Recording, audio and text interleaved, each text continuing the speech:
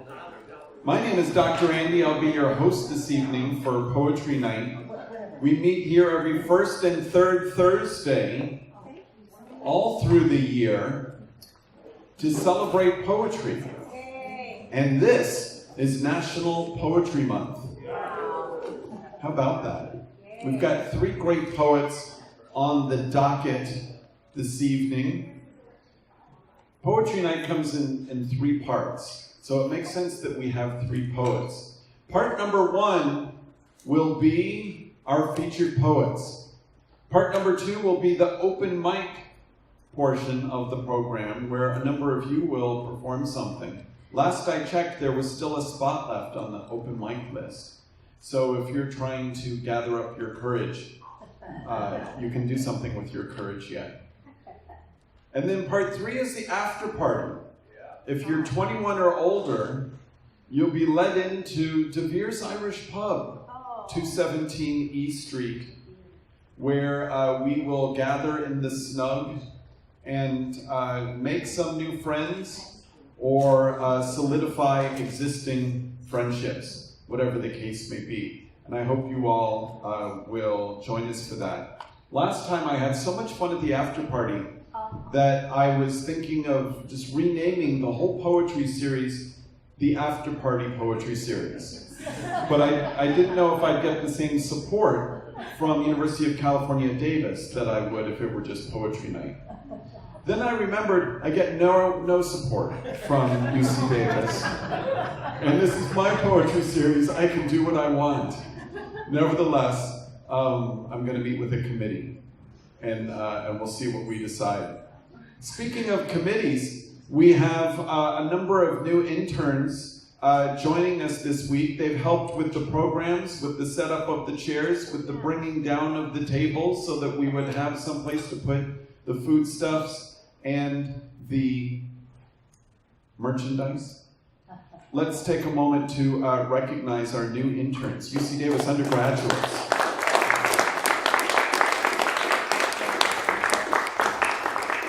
Speaking of courage, they will share courageously some of their poems and other forms of writing or performance at future poetry nights.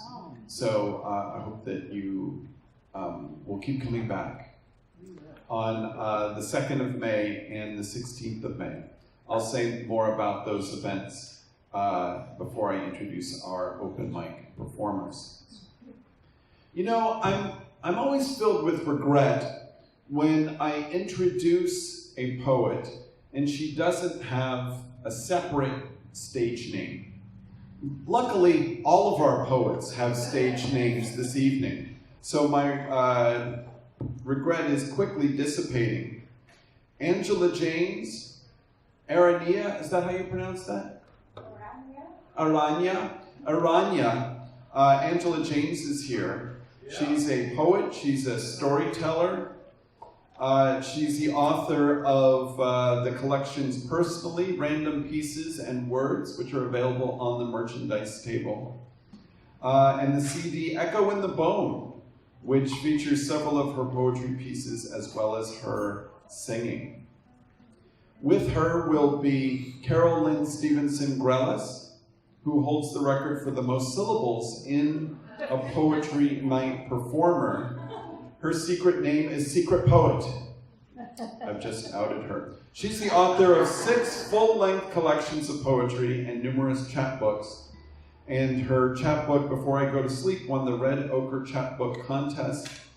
And just last year, I remember this because I was here for this, she won 2nd place in the Jack Kerouac Poetry Competition. Her work has been widely published, including in the Yale Journal for Humanities in Medicine. I was so impressed by that I was also thinking of making that a necessary precursor for future poets. So I'm bringing that to the committee. And here, for the first time, Jeanette Sem is here, also known as Spitfire. Jeanette is a spoken word poet and social activist who started writing 3 years ago. She's taking her brand of spoken word to the California Democratic Convention, competed with the Sacramento Unified Slam team in Chicago, and has won several slam contests.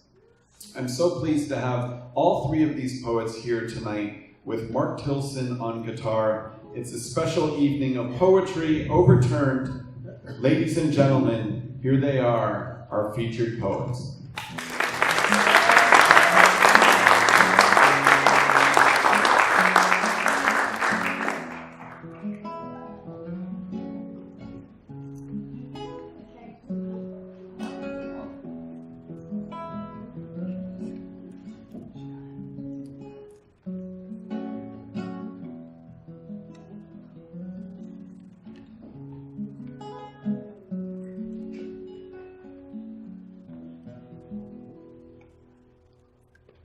She was a worthy woman all her life.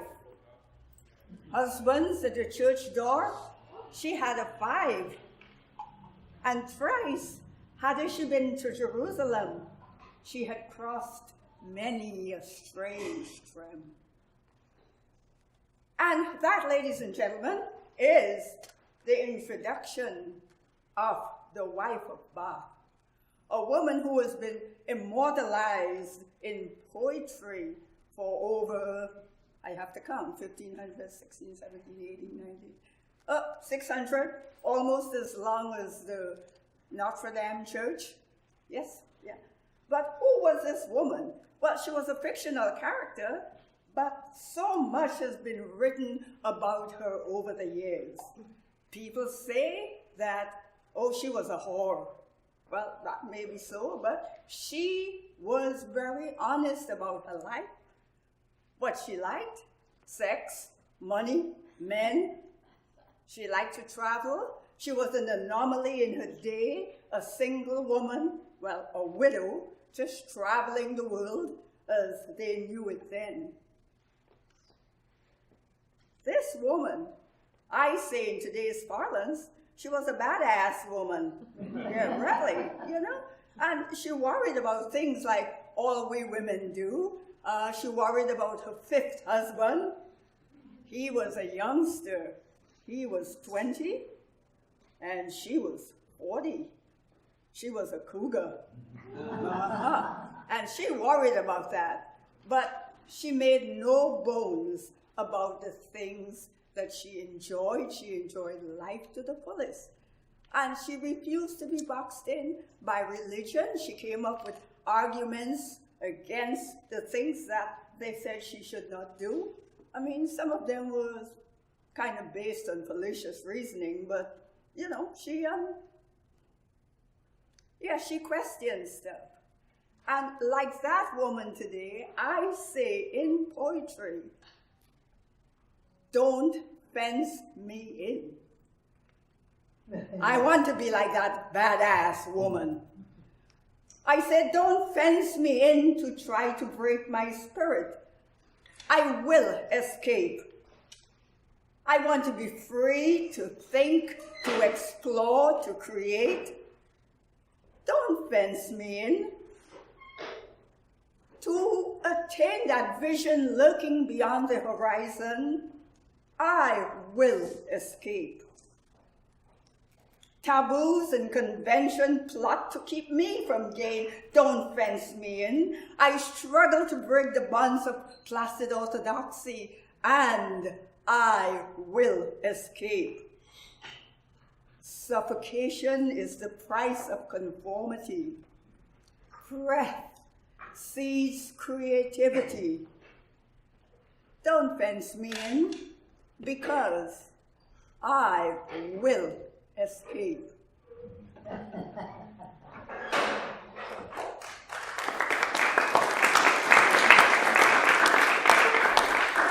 I am Aranea, the weaver of tales, the weaver of words. Together with the Secretpoet and Spitfire, we are ladies of the night.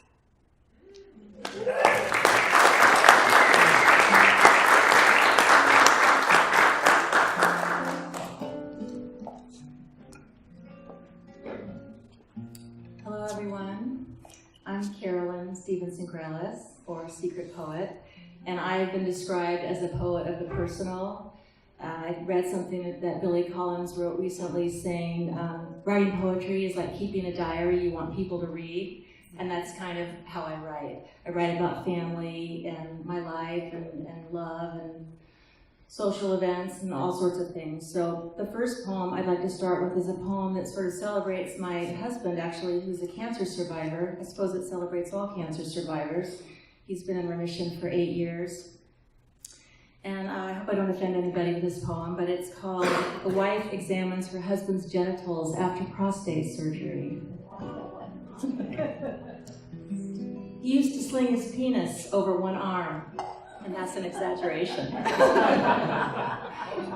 Let it dangle like an ornamental tassel so she might desire it, the way a collector quests the flawless thingamabob to enhance their eclectic break front, fiddleback chair, or cherry wood jewelry box, with light catching intricate gold feathered paint, or maybe just beads of sweat etched against the coronal instrument below her husband's belly. The way it moved in the wind, an astounding rejoinder, a liquid motion, a conjugal ballet. She always noticed the beauty of his drop, the way it fell, a curved accessory between his legs, an adornment that shined like lacquer in the haloed sun. How one tender tug could create such a stir within, both of them lost to the other for days at a time. And she'd like to tell him, something so fine should be loved forever. Or blow a kiss in his direction to find his heart somewhere within the ampleness of hope and wounded flesh. Or maybe just adore the scars, his Mars from cancer, the way each one signifies another chance for their lifetime together.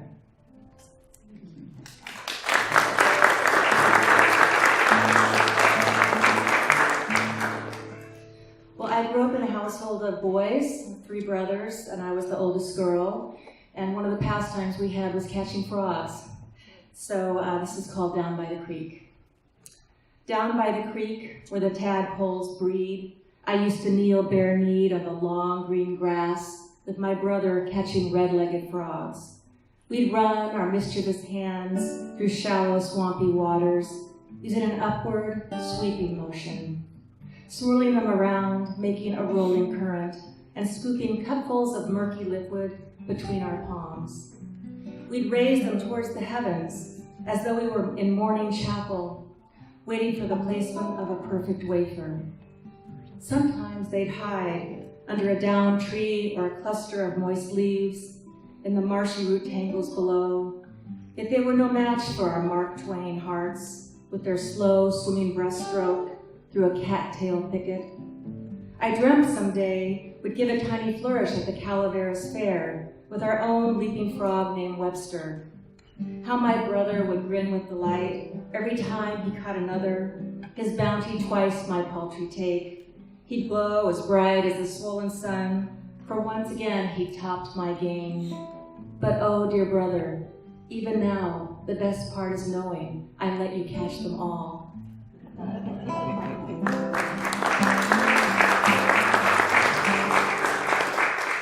This last one of this set is to my mother-in-law, who was a Greek woman who didn't speak much English, but she was wonderful. She was quite the character. Why I loved my mother-in-law. I loved my mother-in-law because she wore black socks and a cherry muumuu and never cared about bringing sexy back.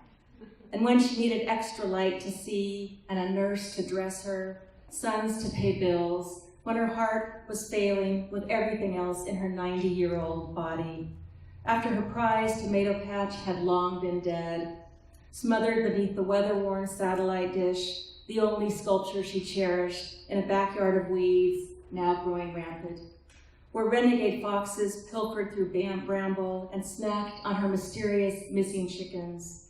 Outside the house with carpets worn thin, holes eaten through the floorboards that lined the kitchen, with the pantry stocked to the brim, bags full of flour and salt, as though she might mold dough into our favorite baklava at any moment, even though her hands were too frail to knead bread. I loved my mother-in-law for her ability to see through the bullshit in life, for swearing at the plumber in her native tongue when he overcharged her for services rendered, for the day she pushed the tattoo-armed guy in front of her out of her way, saying he had more time to dilly-dally than she did, and for one evening in August, the night my husband's brother died, when she punched my sister-in-law in the nose, crying, "Someone should have done that a long time ago, and maybe he wouldn't have given up on life anywhere near as easily." Thank you.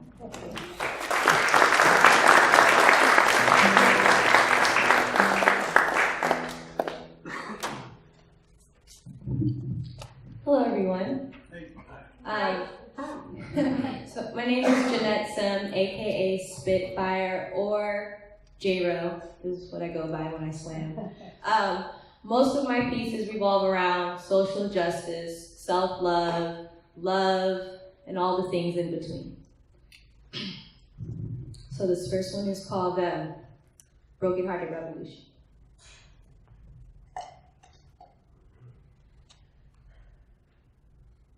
Thoughts from a foreign moon whisper wishes across the horizon. Broken hearts remain home to dismissive devastations and buried burdens I spill.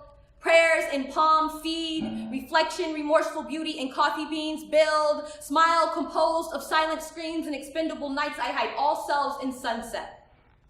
Alone, I weave thoughts together like quilt, wondering when a place will feel like home, when body will belong, when he will love me, when you will love me, America. I try to unlearn anger, but as time slips into afterthoughts and faded songs, jagged words and damaged pride move across our bodies, beating on ears like drums. I told them the revolution will not be televised. I told them we are out of time. He will come for you too, and as uncontained self unveils in undeclared truth, I tangle with small revolutions and inner conflict, but beware of a woman with a broken heart for rage, demolishes her existence in mere seconds. The sound of mosaic heart shattering into 1,000 pieces becomes a record that just won't skip a beat, and as these words pour out of my fingertips, revelations bombard this space, the conflicted storm rumbling in my stomach suddenly stops. See, I guarantee you already forgot I was dancing with small revolutions. See, the revelation is that I am a revolution. See, this broken-hearted woman be woke. This broken-hearted woman fight, world, fight, self, learn self, love self. This broken-hearted woman see more, say more. She runs things and wages war. She hides behind metaphors and rejects lies. She reminds you of how little black boys get got because the cops got scared and fired a shot. She reminds you of how black men get got because the cops got scared and fired 20 shots. She reminds you of crack epidemics and how Flint was forgotten as soon as a hashtag wasn't in it. She reminds you of search and seizure, of how lives are being destroyed for leisure. She remembers the science behind her magic. Cast light on shadow, truth loves hard. Remembers to make body home, remembers to love, remembers to forgive you.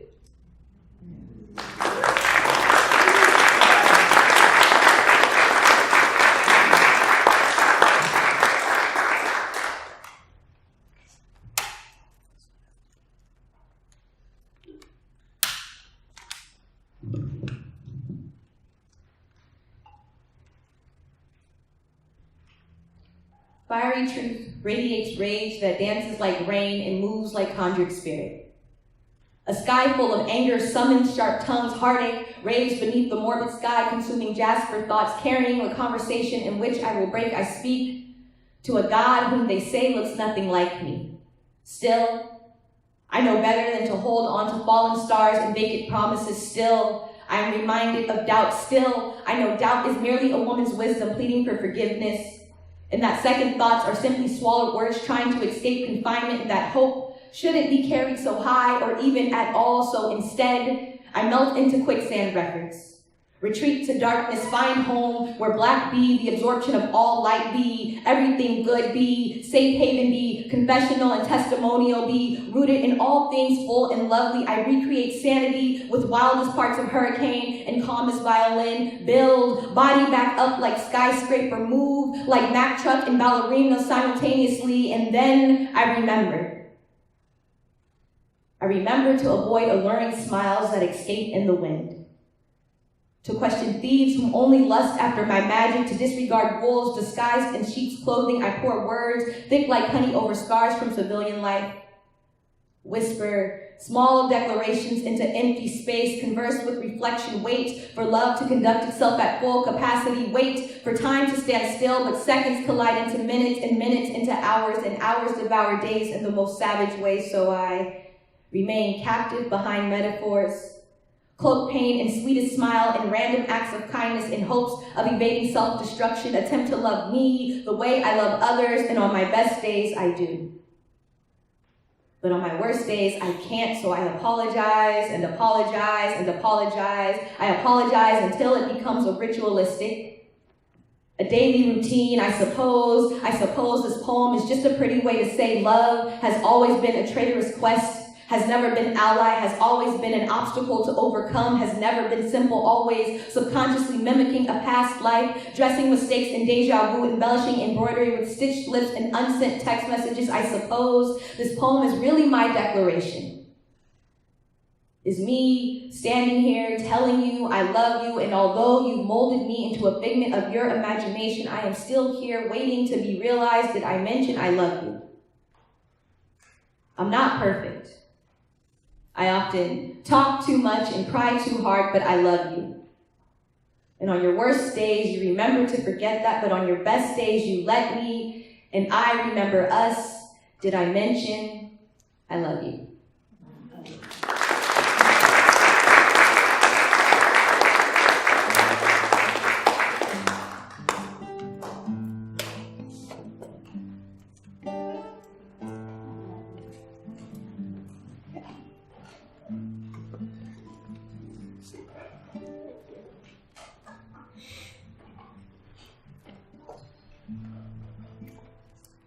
Well, when I was a young girl, I lost my father to suicide. He had been a Korean war vet, and I suppose today they'd call that PTSD, although I'm not sure if that's what his problems were. There are lots of discussions about it after he passed away. This is a poem that was inspired by his suicide. Handful of stallions at twilight. For Herbie, my father, Army Corporal, 7 Ordnance, Korea, Golden Gate National Cemetery. Thoughts on what's left behind. The memory of a house full of mourners, and my aunt as she opened the freezer saying, "Be strong for your mother. Here are dinners for the next 100 days. Our old dog, Blackjack, who slept on your favorite pillow.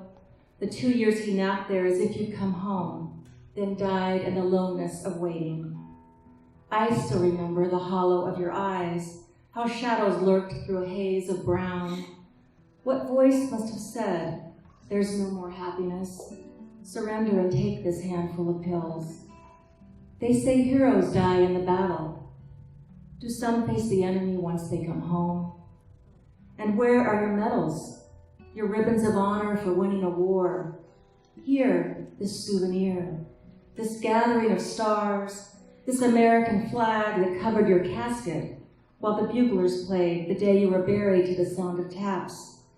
I've saved your drawings, your pictures of stallions, and notes that you scribbled, your jumbling of thoughts. Did you write the answers on the barks of a tree? Will it one day rot, too weak to stand, fall onto itself, the cold earth, its canopy of leaves, splayed over ground, your sadness removed where a cluster of dandelions rise, wild and free? Who will know the sorrow that came to you? Or was it joy, a vision of angels carved from stone, a golden gargoyle adorned at the gate?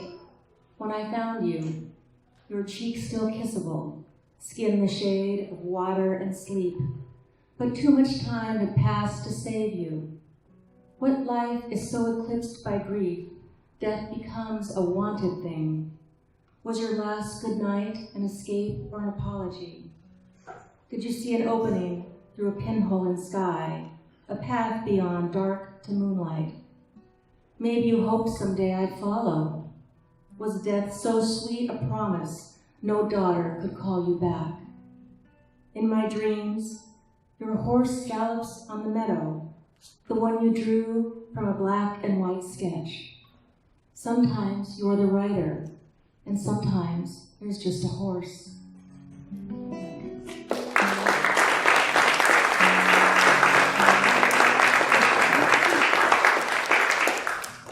This next poem I actually wrote to the mother of Larnell Bruce, who's been in the news lately because his murder trial has just finished tonight. The guy that was charged is spending 28 years in prison. Who's a white supremacist, and Larnell Bruce was an African-American teenage boy who was run over in Portland in 2015. So this was a poem to his mother. Shadows in the Moonlight, for Larnell Bruce's mother. I wrote a poem for you today, you whose son was in the headlines, who died the victim of a hate crime. I wrote a poem about love. I wrote a poem about being a mother, and I wrote a poem about death. But the lines wouldn't come together, though they endured, separate on the page, just letters intact, words without meaning, white and black as they stood in silence, unreadable, unspeakable, each to each. Next to the other, with nothing to say, I wrote a poem for you today, you whose mother lost her child, who died the victim of a hate crime. Your image fresh in my mind, your eyes otherworldly and forgiving, even then, before your death. And I thought of my own children, and my children's children, and I thought of the lilacs on the hill, and the horses across the meadow, and warm strawberries in summer, and the way my son kisses my cheek, and the sound of bullets from the mouth of anger, and blood from the belly that explodes a life, and the unrelenting verdict of a mother's suffering, and a moonlight full of abandoned ghosts, and the crimson rage that shatters a family. And I thought of the way a boy looks at his mother, and the way a mother looks at her boy, and the way a mother can never say goodbye, the way a heart can never be unborn. I wrote a poem for you today. I wrote a poem about death.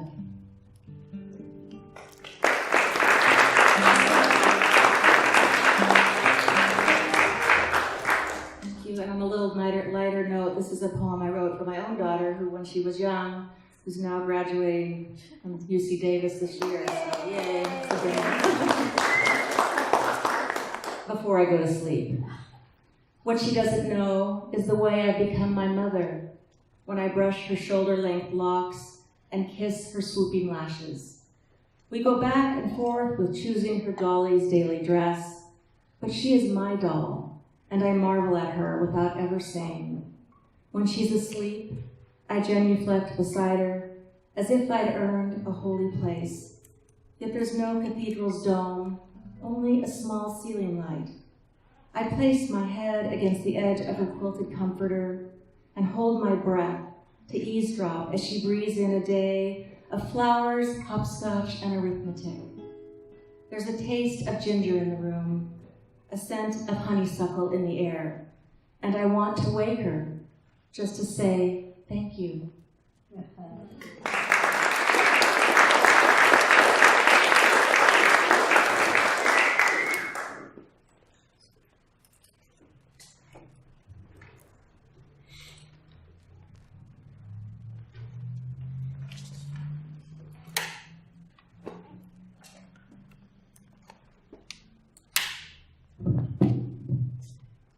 This poem I wrote when I was feeling very frustrated and very unheard.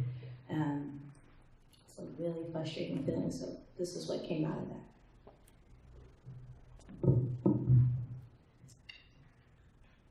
When our foundation of understanding refuses to uphold deception, we untangle lips, speak exclusively in our truth, digest sunset, and spark curiosity when existing in our truth equates to daily combat and habitual pain. Sirens use flickering lights to illuminate a sullen smile and godless attitude when we are forced to create something out of nothing. We call it magic. Move mountains, part seas like the ghosts guiding our spirit. We rise with vengeance, unveil battles that should not belong to us when shattering hearts becomes an art form. We mourn mosaic shadows, Dance in heavy rain we call home to indignant words hotter than 1,000 suns, melt moons, teasing tongues of uncertainty. They gave us 40 acres. Took it back. Retracted statements that once gave us a voice, told us to move bodies past boundaries that have always felt like home, peeled identity off like snake dust skin, devoured bodies, asked for our culture, flocked like vultures, carefully held palms out, smiled nicely, and moved on in blissful ignorance. So I conjured old souls with piercing dialect and unforgiving heart. Lost consciousness, found myself setting fury to freedom. They gave me 40 acres, took it back. Asked why I was angry, I told them I wasn't. Told them I was far past that. I reminded them that I was still the fire. I suddenly became an open book. Is this not what you wanted? For Black women to become undone, to become a little more Malcolm and a little less Martin, to become inviting threshold that cautiously carries your footsteps, to be loud, to be aggressive, to fight, self to hate, self to hide, self to affirm identity that was never mine to begin with. This is not what you wanted. Full lips, jazz hips, coconut curls, brown skin, timeless beauty, movement like small miracles manifesting in the most desperate hour. Is this not what you wanted?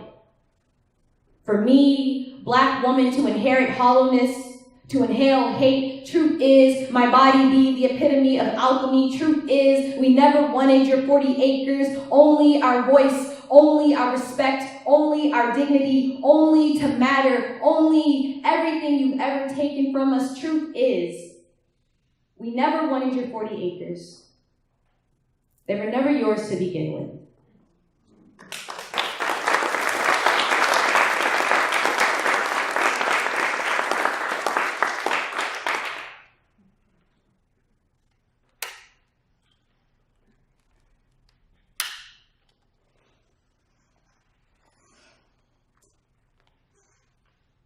This poem be the death of us.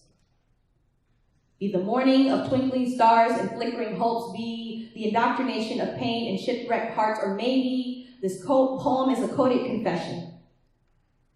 A discussion that's been held captive between subliminal messages and faded days. We sway between past lives and future frequencies, manufacture artificial goodbyes that never seem to fit well. We fall again, find refuge in possibilities and tightrope prayer again, search for a solace in a love that should not belong to me but does again. Yet you are a lost thing I cannot afford to find. You become a tiny earthquake, me, a concrete rose. Certainly, this will be a beautiful disaster, mostly disaster, but sometimes beautiful. We become martyrs for synthesized happiness, endorse the elephant in the room that stays far beyond its limits of comfort. This poem be the death of us. Be a morbid sky and withered roots. Be a game of Russian roulette. Be a trigger and bullet to the head. Be bleeding ink and no filter. Be the way I chase your wandering mind. Be exhaustion. Be a vendetta that should not belong to you, but does. These words be the wrath that molds mountains into volcanoes. My teeth become knives, razor sharp, ready to retaliate, but my tongue still carries your name like damsel does. Distressed words tumble out of my mouth like water does monsoon. Conflict canvases our bodies, creating friction I often at times mistake for chemistry. These days, I find myself creating tsunamis in hopes of washing you away. I tried to sit softly in still morning air, but couldn't. The memory of your laughter and static songs wouldn't let me, so I unlearned you. Even if it were temporary, I unlearned you, built walls, decorated room with affirmations and unfinished poems, remained in solitary confinement, talked myself out of leaping across boundaries that have always been disregarded by fate, but the reality is we were destined to be a beautiful disaster, sometimes beautiful, but mostly disaster, and as I stare at the sad sky, the only thing I can think about is how much I love you and how you've become the death of me and how beautiful you are and what a disaster I've become and how much I hate that. You know, you're gonna be the death of me.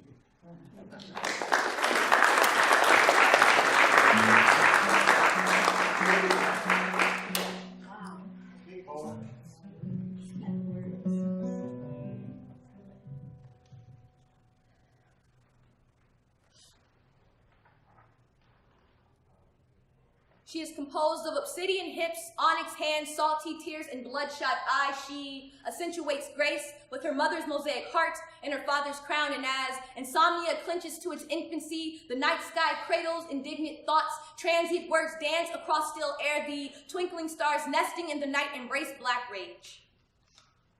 Breaking its promise to yesterday, the sun begins to expand, and while invisibility flirts with the enigma, I have slowly become the word. Beautiful reluctantly crosses the white picket fence in my mouth, disregarding the dysmorphic figure reflecting everything but who I am. I remove the knives from my mouth, and as I wage war on silence, truth falls from my full lips. He say, inconvenience, I say no, but your ignorance is. He say, all lives matter, I say yes, so please stop killing us. He say, we need walls, I say, it's ironic that a man with no boundaries wants to set them. He say, I say stop.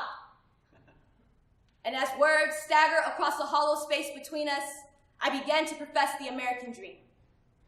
The American dream is being everything but my name, is African American, is black, is Negro, is nigga, is Jezebel. The American dream is black jokes complemented by the barbaric punch of laughter. I mean, ain't Jemima? Ain't it funny?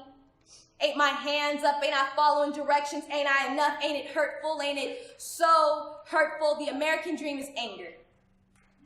Is microaggressions and fetishized obsessions, is a sick game, is a claim to fame, is 3 strikes in the 13th Amendment, is guilty until proven innocent, is ripping you from your home and saying good riddance. The American dream is how I lasso my tongue.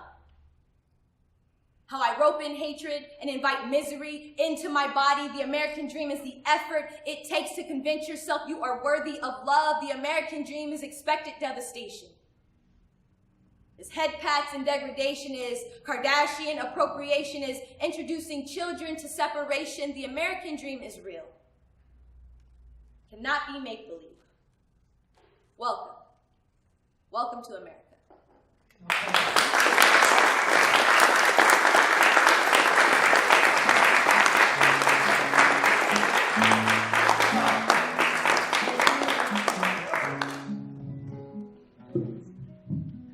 This is when you take a couple deep breaths and let it all sink in and listen to the music for a minute.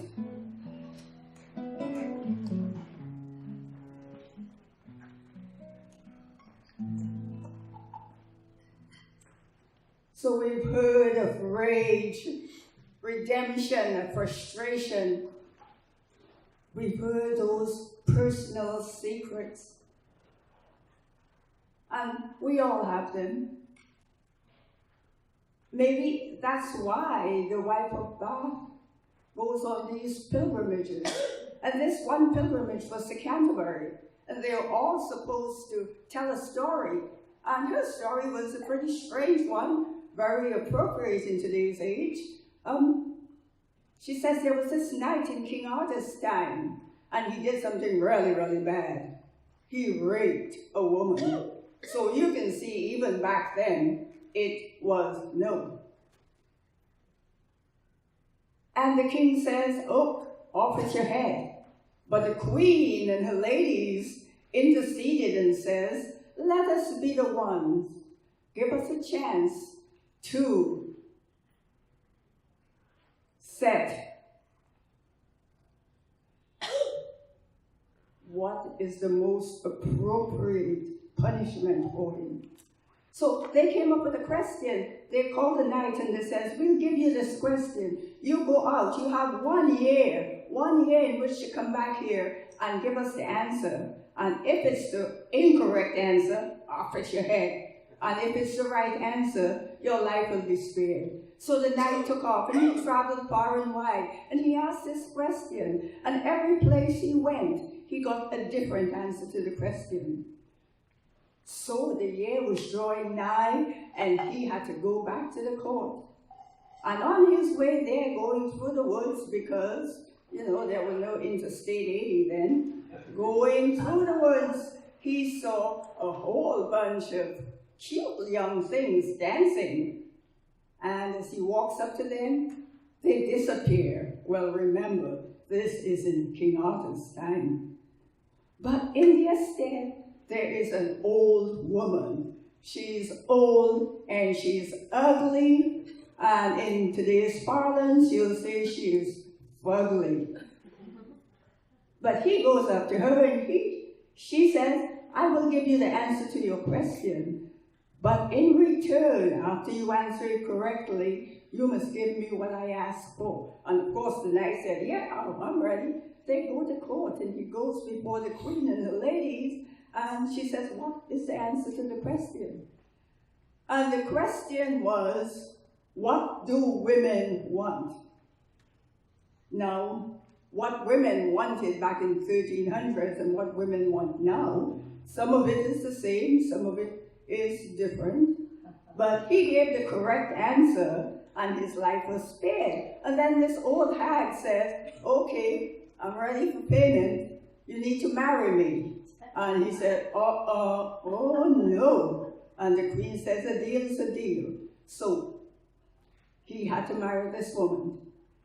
And that night she approaches him to get her wifely comforts. And he doesn't want to ante up. And she sits and have a long discussion with him. And I'll tell you the rest of it later, which means you have to stick around, okay? But we're talking about frustrations. And the wife of Bath, she was going on a pilgrimage to Canterbury.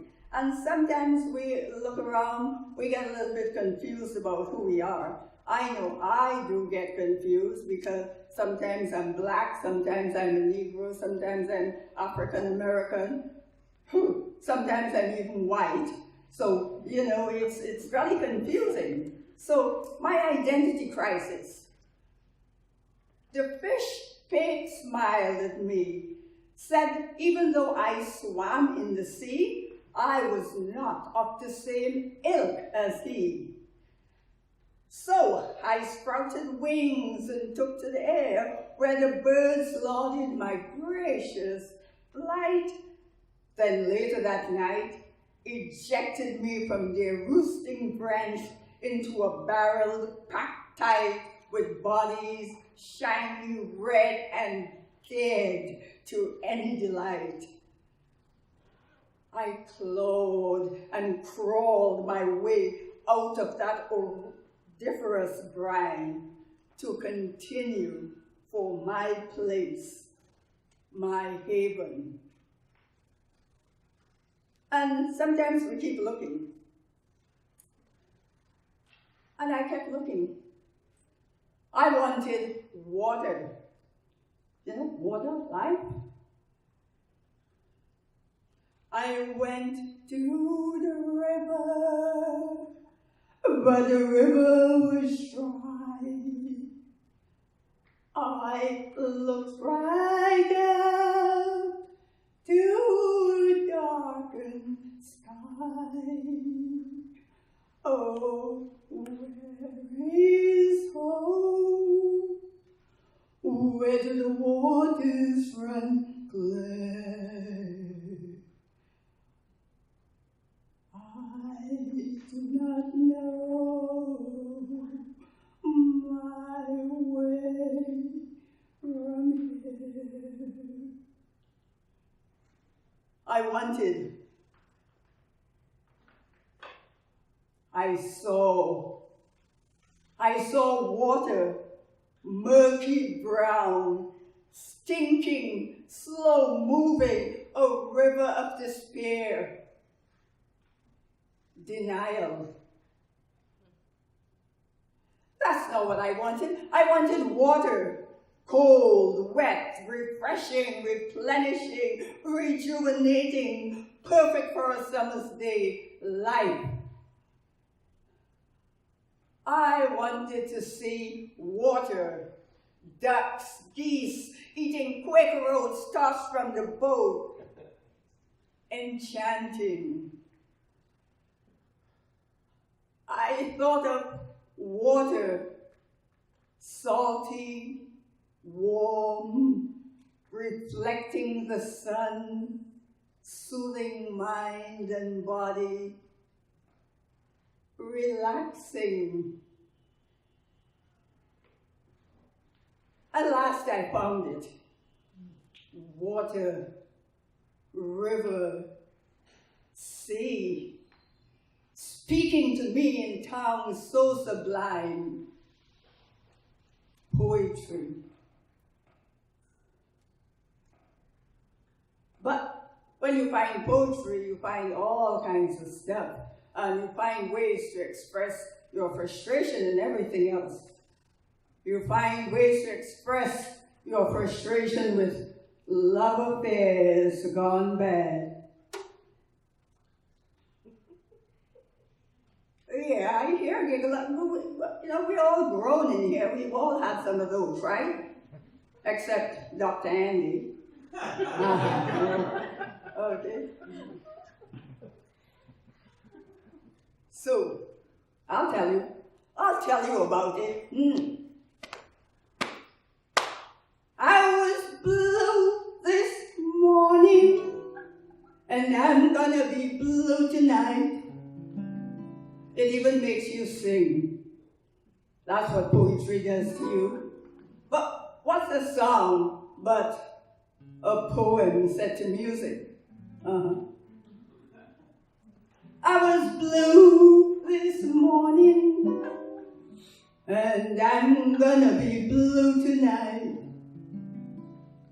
'Cause I had me a man who just didn't treat me right. Yeah, it's a sad story. Get out your hankies. We made the hoochie coochie. He made me feel so fine. Then he turned my world around and rubbed away my shine. I was blue this morning, and I'm gonna be blue tonight. I had me a man who just didn't treat me right.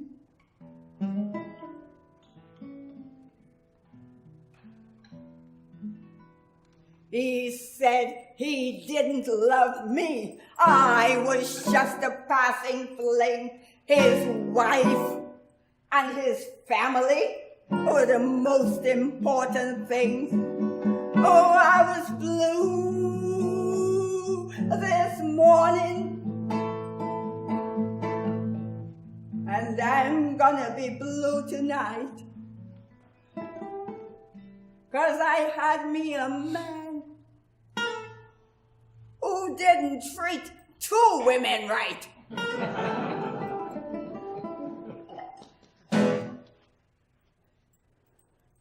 "7 years I have loved him, and he never said a word about a wife or a family or a daughter named Jeanette. Oh, I was blue this morning. Man, no, ain't gonna be blue tonight.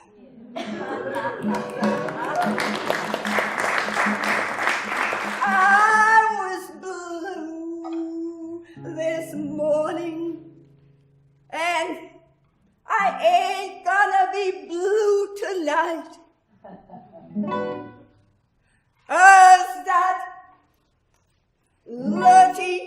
dirty, low-down man I knew, not you, that son of a bachelor man I knew,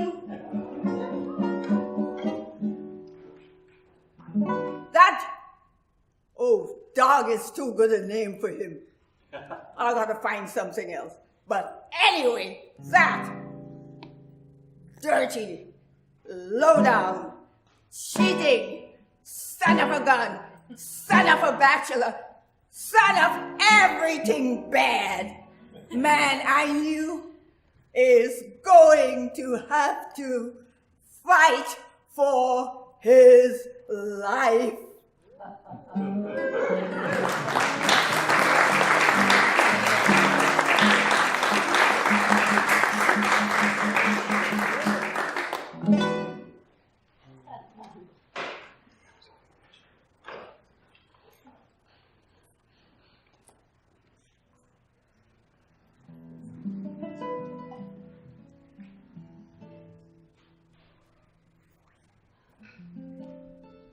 She carried burdened body like forgotten curiosity.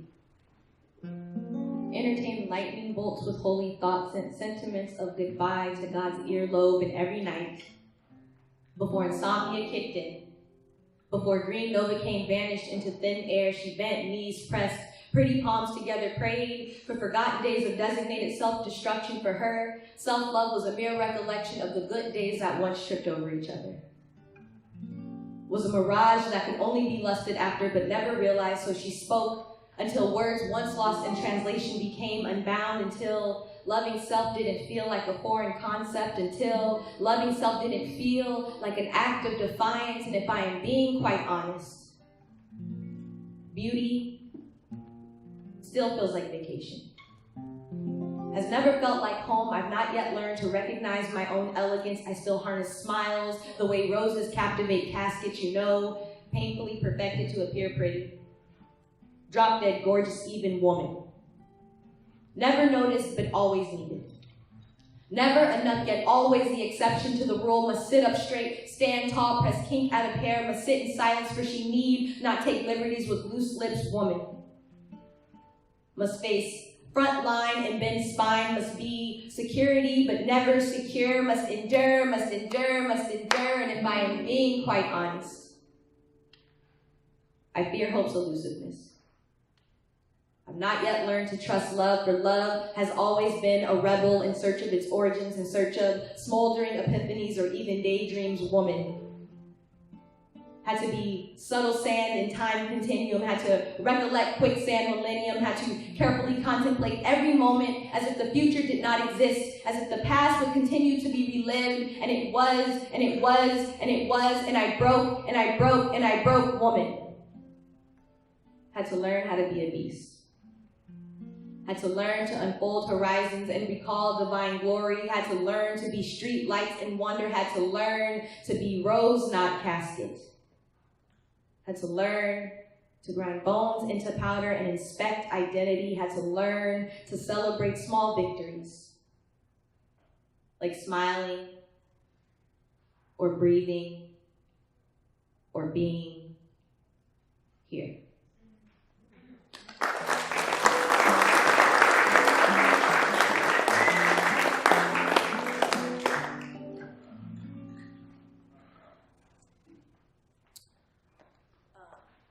This next poem just is based off an experience that I had not so long ago. It's self-explanatory, so I'm just kidding. He called me the N-word. The other night he called me the N-word, he called me the N-word, told me to go back to where I came from, says there's no room in a place like this for monkeys like you, repeat several times, and witnesses said nothing. They just stared as he called me the N-word, but while syllables once submerged in contemplated sin stammer across the black hole in my mouth, jaded words dangle around my neck, not like a noose, but more like a polished pearl necklace, tempting tidal waves of black woman rage. I use moonlight to sculpt shadows. Mold memories I'm too afraid to bury into sanctuaries. I move words like displaced electricity. I peel my history out of margins. Remind the constellations of their glory, hoist the cosmos upon my shoulder, and while subtleties chase the hole towards my melted mouth, burnt butterflies bellowing in belly dance to drums of liberation. But he called me the N-word. He keeps calling me the N-word and has the nerve to ask how I move so well. How I sway like jukebox jazz and dance like the moon. He asked why anger calls home to my heart, why I don't wear a smile more often, but I set flames to all subtleties. I reply, I say they worship hollow idols and praise law like a god. Blue shields use the heat from their still guns to still soul, still bodies rest on surface, still bodies are being collected, still bodies are being counted, and silence fills mouths. This is how they prefer us, but while silent symphonies once rehearsed in melanated tones becomes undone, this poet speaks. I speak on being black and woman. I speak on being a black woman. I speak on how I'm never sure on which one to prioritize. I speak on the days I feel pretty. I speak on the days I don't. I speak on barbed wire bats, on whiplash past. I speak on my ancestors' spine-bearing stories no history book cares to share. I speak on suspended truth. I speak on Wheatley, on Angelou, on Douglas, on Davis, on Pac, on P. rock, you better speak, poet. Consciously cradle your sentences if you like to pin it on it, because it does. Remember, they will try to break you, they will call you the N-word, they will keep calling you the N-word, but you better speak, poet. Even when your heart breaks, speak. Even when words cling to the tip of your tongue, speak. I won't lie. There are days when I let hate house my heart, when I wonder how we could share a planet but remain worlds apart. I wonder how he could keep calling me the N-word.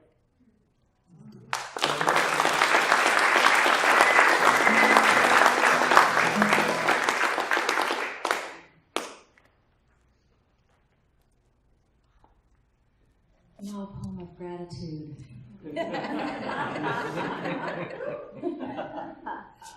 You're a hard act to follow.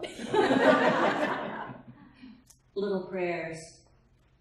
The last leaf that threatened to fall, but clung to the tree in the middle of winter, offering a hint of spring inside my window, where no summer sun could have warmed so bright. To the baby sparrow who drank from a dropper, both wings broken when nestled asleep in the palm of my hand. One song still audible each time I stroked his feathered chest until his final breath. To the lamplight's haloed grace, drawing the face of the Virgin Mary on the white pillowcase the day my husband's mother smiled when we said a prayer together there. To the dog struck down by a moving car, laying in the highway's divide, eyes glazed and unfocused, coming to when I kissed his head and lay down beside him in the middle of the road. And to the child I lost before he was born, whose tiny heart has never stopped beating from within my belly on the darkest night when I lie on my stomach and still feel him breathe.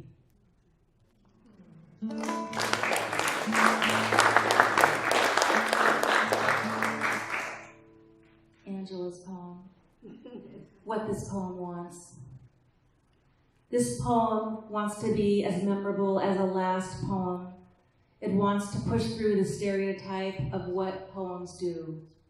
It wants to be remembered, and it wants to bite the hand of the woman across the way bending over to pick up a quarter, and to tell her to give it to that beggar in the street. And it wants that woman to kiss that man and to place her soft breast against his cheek and tell him something sweet. It wants to startle her into an empathetic and willing state without her even knowing what she's given into. This poem wants to know if there will ever be a last poem, a last recitation, a last performance. But it accepts if there is ever such a thing as a last of anything, it won't be known until it's over. And even then, only for wanting to be the last poem, for having the desire to feel its reach to climax as it floats into oblivion with all other hopefuls of last poems. There they'll converge and become one colossal piece of the universe, part of something infinite, sending lines back and forth throughout the atmosphere, until they reach that beggar, at last, with his face pushed into the soft bosom of that woman, finally handing him a quarter, when he'll recite something outrageous in her ear, not a thank you, but a thought as memorable as a last poem, and beautiful as a Brahms lullaby, as if that quarter was more than a quarter, a grand gesture worthy of sending a long shudder down that woman's spine, a startle so remarkable it will have been worth at least a quarter, and it will have been worth a bite to the hand, and that woman and that beggar will become part of a poem, and this poem will take credit for that. And that beggar will feel like his tongue is full of wings for having spoken something so extraordinary, almost worthy of a last poem, and he will be holding that woman's hand with only a quarter between them to prove it.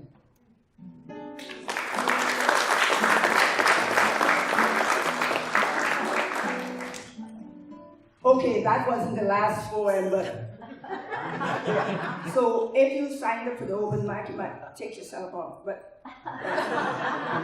well, no, it wasn't the last one. We lied, but it's almost the last. Almost. to round it off, tell you about myself.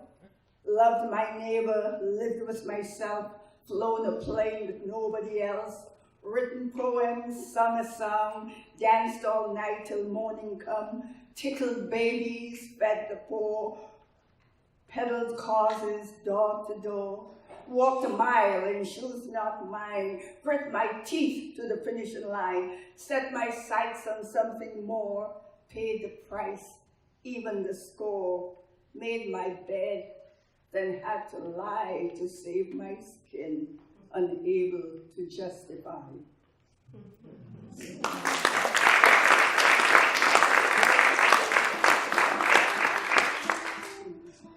That beautiful girl.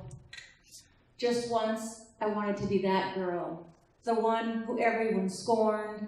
She wore miniskirts and go-go boots and danced to her pulse on tabletops while all the boys chugged shots around the horn. She whispered with an accent, changed her name to Candy, smoked long cigarettes between classes, leaving a stain on every filter, the color of rhododendrons, her lips forever crimson-dewed. Oh, to be that girl, the girl who sang Summertime. She played piano in a red nightgown and opened her door on blustery nights so the rain would tiptoe in her bedroom. She pranced like a deer barefoot in the meadow, carried her shoes in a sequined bag, and laughed when she broke her toe on the sprinklers to the sound of Dreamweaver. She exchanged virginity for the art of Kama Sutra and wrapped mink coats over peachy nudeness, stolen furs from her mother's collection.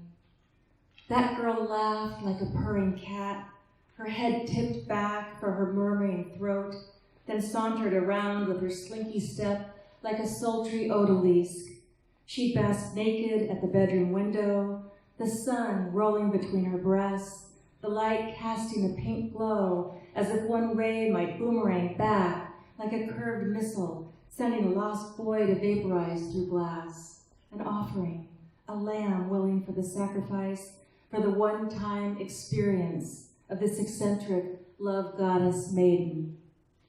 But oh, such a life took a toll on that girl, that best friend girl whose heart was made of birds, winged with full flight.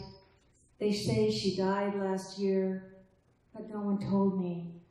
I would have loved to tell her story, recite her eulogy to a crowd of stiffs, jaws open, eyes bugged out with arrogance. I hope they buried her nude in a brown sable coat, cherry-lipped and barefoot, with a book of songs in her open palm.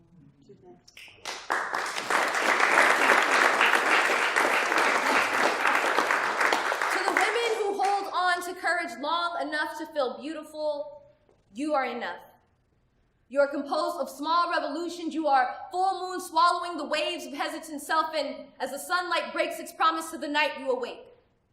You listen to whispering leaves tempt your ancestors' tongue. You dance among apprehension, and as you seal sun and belly, skin, bone, and soul saunter across the dull pavement. Heart syncopations entice still air, but you, my dear, are a small revolution.